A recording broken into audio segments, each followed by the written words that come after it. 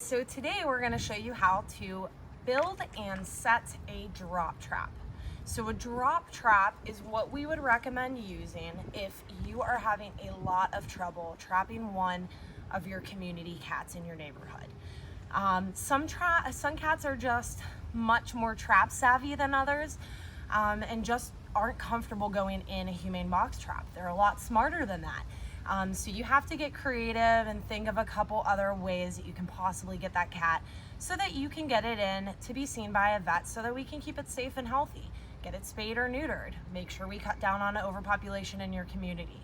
So we'll show you a little trick. We like to use our drop trap for that. This is also a Tomahawk brand. It's pretty durable. It is a lot to put together, but it's worth it at the end of the day if you can get that kitty you've been looking to get for a couple weeks or so. So first things first, we've got the top of the drop trap, and then we've got the bottom piece.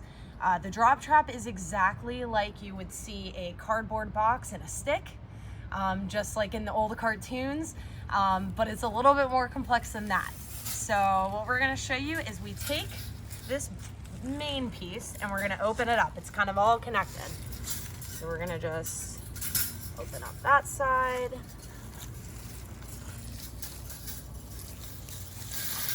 And just like that.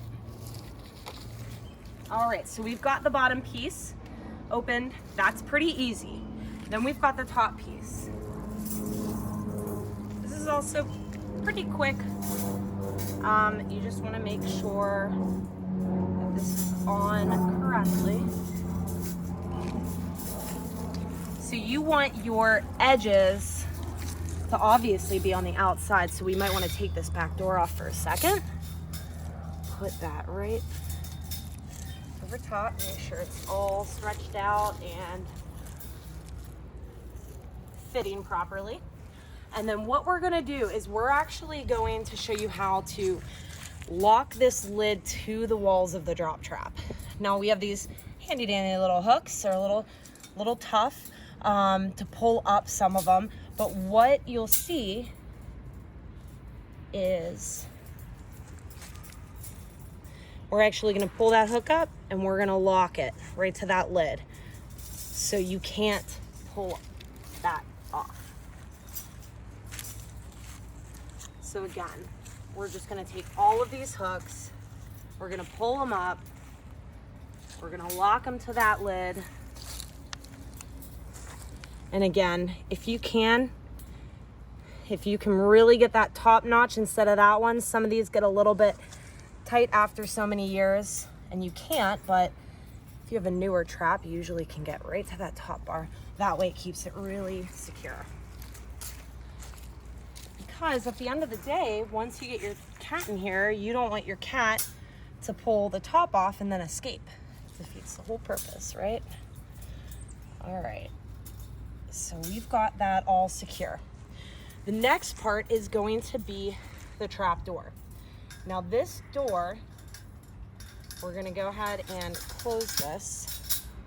And then what you're gonna do, you're gonna have two extra hooks right here, and you're gonna just loop them right on that trap door so that that can't be pulled open either. And we'll show you what that door is for in just a few moments. Now, to set the trap, and this is a lot easier to set it than it is to put it together. But what you're gonna wanna do next is you're gonna simply wanna lift this up. It's pretty light, but you're gonna wanna lift this up and you're gonna see this bar here. And this is just like I said, the stick in the cardboard box. You're gonna set it up so that it's balanced. But also remember that you don't wanna put any rocks or anything around this because this is what's gonna drop it. And I'll show you how we're gonna control that drop with our next tool here. Now these drop traps, just a quick piece. These drop traps usually come with a remote control. Looks kind of like a video game controller, but you actually click the trigger and that drops it. We actually retired this machine because when we've used it, it makes a buzzing noise that spooks the cats before it drops the trap. So we don't use this remote control. You can, but we actually recommend something a little bit even more old school, and that's some nice purple rope. So I'll show you what we're gonna do with this. We're gonna take this purple rope and we're gonna tie it right to the bottom. It doesn't have to be really tight. You can double knot it, single knot it. But what you wanna do is you wanna tighten that around that bottom of that bar.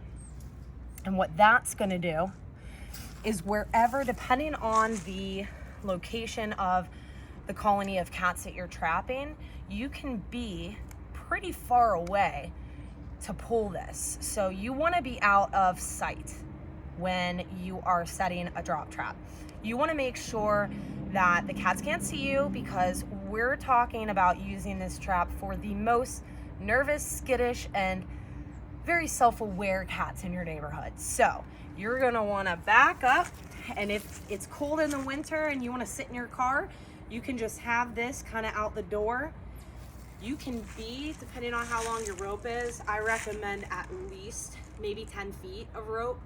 You can actually be pretty far away. And once, where's my little friend? We're gonna put Roxy in here as our demo cat. All right, so we've got a cat and we see that the cat's walking in. Also, I neglected to let you know that you wanna put food on the ground closest to this end of the trap, not to this bar. You wanna put food towards the back of the trap, just on the ground there. You don't have to put a blanket down or anything. The grass is usually more comfortable for them. And then you'll put the food in the back. Once that kitty goes in, you'll be a little bit farther away. You'll pull the bar and you've caught your cat. Now, what do you do after when the cat is in here? Best idea is to have your sheet, which I wasn't prepared with, but you should be. You're gonna have your sheet and you're gonna toss this sheet right over as quick as you can onto your drop trap. A bigger sheet is better, obviously, to keep the cat a little bit more secure and comfortable, but as always, the cat's gonna be nervous. So you wanna cover up this drop trap as quickly as you can, hold it down so the cat doesn't tip it and try to sneak out the bottom, and just get ready for transferring of the cat from the drop trap to your humane box trap. So this is something that you wanna do before you set up your drop trap, but we're gonna show you this now so that we're doing this in order. You're gonna line your humane box trap, ideally one with a back door. You're gonna line that with newspaper or a pea pad, and you're gonna prep it for transferring the cat from the drop trap to the transfer trap. We're gonna call it the transfer trap for now. Now, what you wanna do is go ahead and move this trap right up to this back door. And then you're gonna wanna unlock, keep your hand pressed tightly on here. If you have somebody else that can help and hold down the other end, that is ideal. It's best to work a drop trap with 2 people if you can. We're gonna unhook this door, like I said, keeping your hand securely on that door so it does not pop up. We're gonna unlock it. We're gonna move this very close, and then what we're gonna do is we're gonna transfer this blanket to the trap so that you can see that Roxy here is gonna look in that trap and say, okay, that looks a little bit more comfy than where I'm at. And ideally, pull this up. I usually like to kind of keep that right there. Hold that against, let the cat go walk in to the trap. And then once you've got the cat in there, you can securely drop this down and lock just like this.